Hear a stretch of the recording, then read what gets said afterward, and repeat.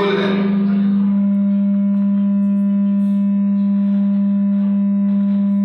कम करो, कम कम कम कम। बात हो गई ना।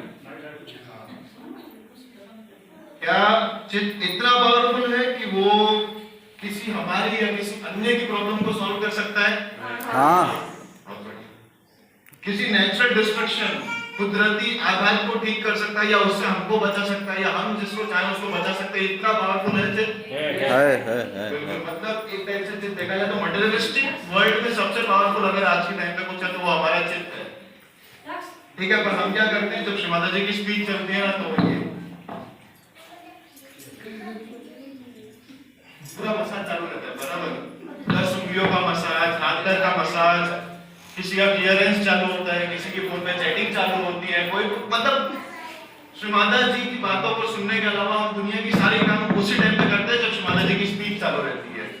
और वो क्लियरली दिखा देता है कि हमारा चित्त कितनी दूर जा चुका है, इंस्टेड कि वो हमारे अंदर है। अच्छा, एक बात बहुत सिंपल सी है कि हम जब भी सेंटर आते हैं, पूरा ध्यान करते हैं, इतने साल से हम कर रहे हैं, हम स्पीच कब सुनते हैं? आते ही सीधा सुनने बैठ जाते हैं स्पीच, या एकदम लास्ट में सुनते हैं, या क्लियरेंस करके सुनते हैं? कब सुनते हैं? क्लियरेंस कर दो। बिल्कुल बैलेंस होते हैं। क्यों बैलेंस होते हैं? क्या उससे बेनिफिट क्या है?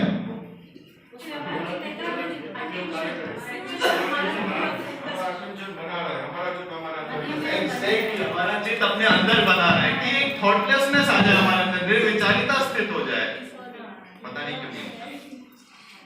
उससे और एक इसका भी एक वो है कि श्री माता जी ने बोला है कि अगर तुम्हारा चित्त अपने अंदर नहीं रहता है, वो 3 ही चीज होती है उसके साथ। सबसे पहले ये कि हमारा चित्त रहता है कि हमको प्रॉब्लम्स क्या है। दूसरी बात पे रहता है कि अच्छा, श्री माता जी ने अहंकार के बारे में बोला, तो सीधा तीसरा या चौथा पर्सन हमको याद आ जाता है कि किसके बारे में श्री माता जी बोल रही है। और एक आखिरी चीज रहती है कि हम कुछ भी नॉनसेंस सोचते रहते हैं। श्री माता जी कुछ भी बोलती है, हम वो तो सोचते ही नहीं, पता नहीं निर्विचारिता हम स्थित कर चुके होते हैं, बैलेंस में आ चुके होते हैं, फिर भी हम कुछ और ही सोचते हैं। या किसका अहंकार सोचेंगे, या सेंटर में कौन क्या पहन के आया है, या हमको कब माइक पकड़ के भजन गाना है, ये सब चालू रहता है हमारे दिमाग में। तो ये सब श्री माता जी ने बोला ये सब नहीं होना चाहिए। ये अगर रहता है ना, तो ये क्या है पता है, मैं आपको मेरा आशीर्वाद दे रहा हूँ। श्री माता जी ने क्लियरली बोला है, मैं जो स्पीच बोलती हूँ वो आप जब दूसरे को एड करते हो, सबसे गलत चीज है वो। मेरी स्पीच होती है वो आपके लिए, आपके लिए, आपके लिए, अब मेरे खुद के लिए वो स्पीच किसी दूसरे के लिए नहीं है। और श्री माता जी ने बोला अगर आप निर्विचारिता में स्थित होके मेरा स्पीच सुनते हो तो 110% वो चीज आपको, वो जो स्पीच है वो आपको पूरा ट्रांसफॉर्म कर देगी। ट्रांसफॉर्म करने के मतलब पूरा अलग इंसान अपने से निकल के आएगा, एक बहुत ही अच्छा। फिर भी हम जानते हैं हम 5 साल से कहाँ है, आप 5 साल से हम सब कहाँ है। वो चीज निर्विचारिता की वजह से और हमारे चित्त की वजह से ही हो रही है। तो श्री माता जी बोले कि अगर हम स्पीच सुनते हैं और स्पीच में दूसरे तो सीधी सी वो बात है, जिस इंसान के बारे में हम सोच रहे हैं ना, वो इंसान ही सबसे ज्यादा बेनिफिट लेकर जाएगा, क्योंकि हमको वो आशीर्वाद मिल रहा है। और हम हमारे दिमाग में जब उस इंसान की बात चल रही है तो सीधा वो पूरा आशीर्वाद हम लेके उस इंसान को दे रहे हैं, जो कि सबसे गलत बात है। हम सेंटर खुद के लिए आते हैं, ना कि मेरी मम्मी के लिए, मेरे बेटे के लिए, मेरे भाई के लिए, किसी के लिए नहीं। हम सेंटर खुद के लिए आते हैं, खुद पे चित्त रखें, निर्विचारिता स्थित करें, बैलेंसिंग करा रहे हैं जब तो बैलेंस में रहें। जो सेंटर में ध्यान करा रहा है उसका भी चित्त इस बात पे रहना चाहिए कि ध्यान मैं नहीं करा रहा हूँ, ध्यान श्री माता जी करा रहे हैं। जिस दिन उसका चित्त इस बात पे चलेगा कि ध्यान मैं करा रहा हूँ, भूल जाना कि कभी सेंटर में ध्यान होगा, किसी को निर्विचारिता आएगी। तो ये चीज सबसे गलत है। जब भी आप ध्यान करते हैं, कराते हैं, श्री माता जी ही करा रहे हैं, चित्त उस बात से ही हटा लीजिए कि मैं कौन सा चक्र क्लियर कराऊं तो कुछ होगा नहीं। श्री माता जी पे छोड़ दीजिए, जो आपके मुंह से निकलेगा वो सबको अफेक्ट करेगा। और जब आप श्री माता जी पे चित्त छोड़ देंगे अपना, तभी आपको कलेक्टिविटी की पकड़ आएगी, उस चक्रों को आप क्लियर कराएंगे, तभी कलेक्टिविटी बैलेंस में आएगी और फिर ही निर्विचारिता आएगी। जिस दिन आपको लगता है ना कि मैंने आज जो स्पीच सुनी, आत्मसात की, वो बहुत अच्छे से हुआ, समझ लीजिएगा उस समय आप ये स्पीच को निर्विचारिता में सुन रहे थे। श्री माता जी ने एक और बात बोली है, आप सबको पता होगी कि कोई भी लैंग्वेज इररिलेवेंट है, आपके उसको आत्मसात करने के लिए आपका कोई लेना देना ही नहीं है। इंग्लिश में हो, हिंदी में हो, मराठी में हो, आप स्पीच सुनिए, वो चीज तभी पॉसिबल हो पाएगी अगर आपका चित्त किसी और पे नहीं है, अपने अंदर है, या आपका चित्त उस जगह से उठा हुआ है। क्योंकि वो चित्त हम नहीं सुनते, कुंडलिनी माँ सुनती है, वो सबको पता है। तो यही चीज है कि जब भी स्पीच कोई भी लैंग्वेज में हो, अगर आपका चित्त कार्यान्वित कर रहा है अपने अंदर, तो ही आप उस स्पीच को ले सकते हैं, अपने अंदर आत्मसात कर सकते हैं। तो ये तो है चित्त वर्किंग कैसे करता है। अब और एक चीज बताइए कि हमारा चित्त ना एक कैनवास है।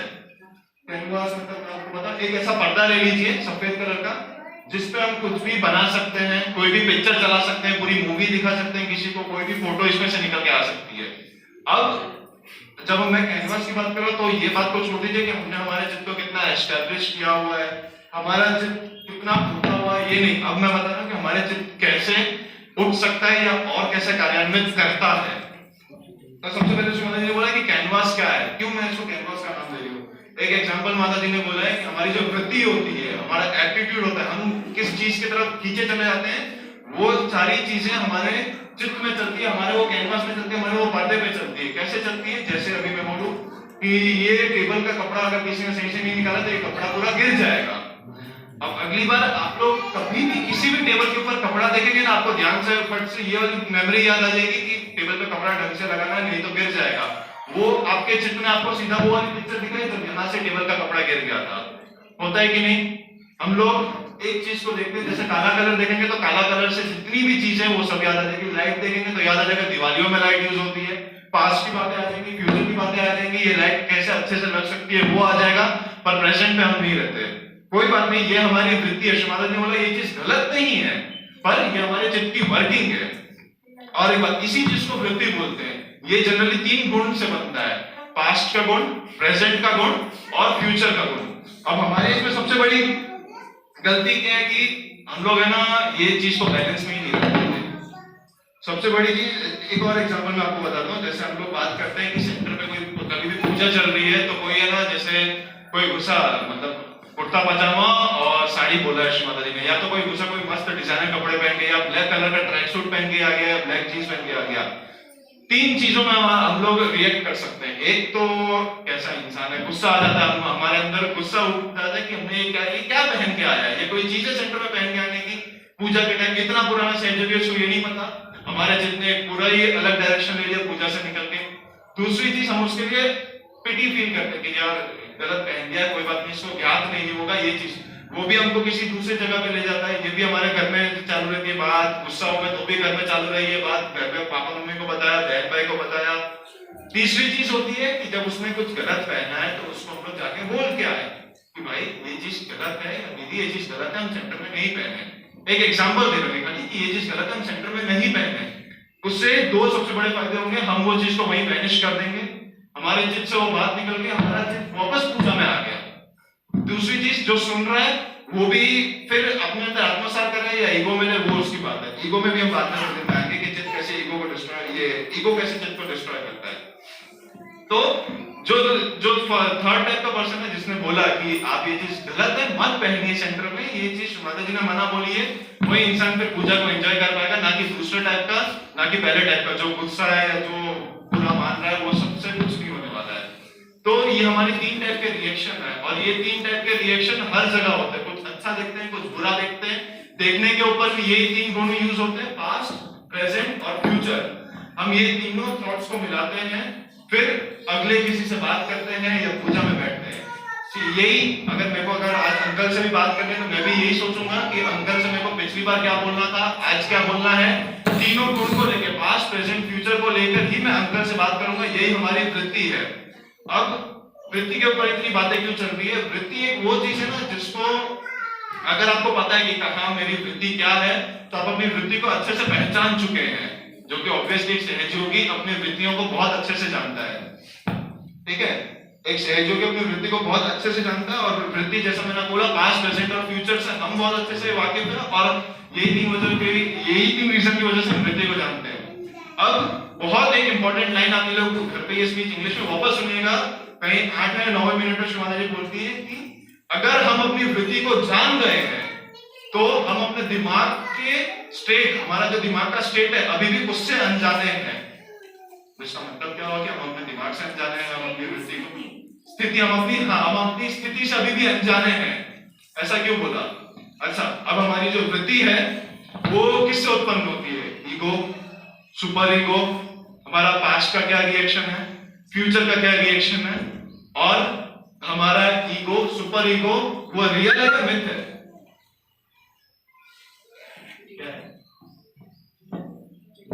मिथ है। वो सीधी सी बात है। हमारा जो ईगो है वो एक्चुअली में एग्जिस्ट नहीं करता, वो तो एक मिथ है जिसको हमको छोड़ना पड़ेगा।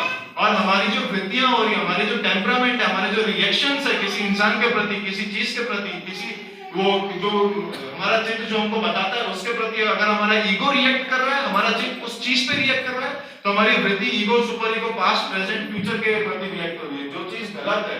इसलिए शिवानंद जी ने बोला कि आप अपनी वृत्ति को पहचान जाते हो तो फिर आप अपने क्या बोलते, आप अपने दिमाग की स्थिति से अनजाने हो, जो कि आपको नहीं रहना है। वृत्ति होगी पास्ट, प्रेजेंट, पास्ट और फ्यूचर से होगी, जो चीज नहीं होनी चाहिए, पास्ट और फ्यूचर में रहना ही नहीं है हमको। ये मिथ होते हैं, ईगो, सुपर ईगो। आज मैं सेंटर पे आता हूँ, मेरे को कोई डांट देता है, वो भी डांटता है, अंकल डांटते हैं, तो मैं ये चीज से पजेसिव, मतलब थोड़ा पजेस करते हैं मेरे को लोग, तो मैं क्या करूंगा, ध्यान करूंगा, ध्यान से मेरी स्थिति ठीक होगी, मेरा पजेशन जो इन्होंने मेरे को पजेस किया था, मेरे को गुस्सा किया था मेरे ऊपर, वो शायद निकल जाएगा मेरे से, पर मेरे दिमाग में वो छाप तो रहेगी, मेरे वो जो पर्दा है मेरे दिमाग का जो चित्र में बनाया वो तो रह जाएगा कि गोपी और श्याम अंकल ने मेरे को इस बात पे डांटा था। वो चीज मेरे को कल को ये जो इन दोनों से मैं मिलूंगा, अगर मैं क्षमा कर देता हूँ तो बहुत अच्छी बात है, नहीं क्षमा कर पाया तो इन दोनों को मिलके मेरे को फिर वही बात याद आएगी कि इन दोनों ने मेरे को इस बात पे बोला था, और मैं फिर वापस पास में चले जाऊंगा, इन दोनों से मिलके मेरा ही नुकसान होगा। हम भी किसी को यही करते हैं, किसी से मिलते हैं, उसने एक गलती की तो उसको पिछली सारी गलती याद दिला के डांट देंगे।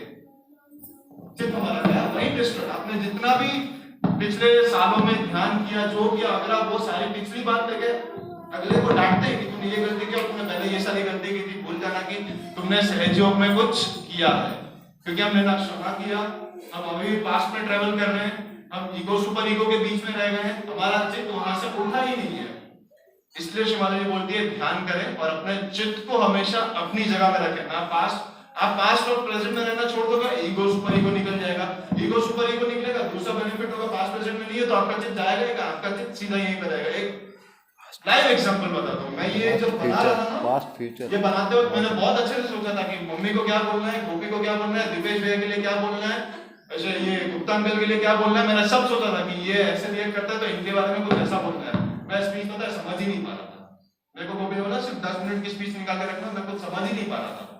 मैंने फिर वापस प्रे किया, शिवादा जी की फोटो सामने थी, ऑल्टर सामने था, मैंने फिर प्रे किया, फिर प्रे करके मैंने बोला शिवादा जी ये चित्त जो मेरा है मेरे अंदर रखो, सिर्फ प्रे किया और यहाँ पे आ गया मैं, क्योंकि माँ बोलती है कि चित्त अपना सहस्त्रार में रखो, कोई भी कार्य करता हूँ, मैं सहस्त्रार में आ गया, फिर ये सब लिख पाया। नहीं तो मैं जब तक दूसरों की गलतियां निकाल रहा था कि गोपी ऐसे करता है, ये ऐसे करता है, इसके ऊपर चित्त रखे बोलूंगा तो समझ भी नहीं आ रहा था, ये पेपर तो खाली था तब तक।